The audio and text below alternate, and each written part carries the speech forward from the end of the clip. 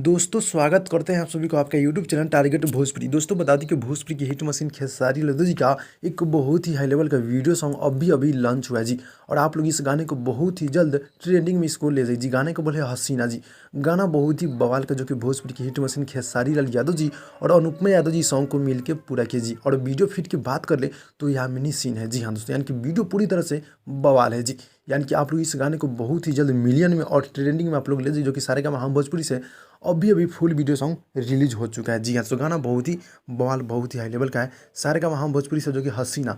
और इसका वीडियो की बात की जाए तो बहुत ही बिग बजट, बहुत ही महंगा बजट का है भोजपुरी की हिट मशीन खेसारी लाल यादव जी का। जी हाँ दोस्तों, जो कि अनुपमा यादव जी डुइट में है और गीत को लिखे हैं छोटू यादव जी और म्यूजिक है विवेक बॉस जी का। जी हाँ, तो काफ़ी गजब की म्यूजिक है और गाने की तो बात ही मत कीजिए। गाना पूरी तरह से आग लगा देने वाला है। जी हाँ, तो इनके बहुत ही बवाल है।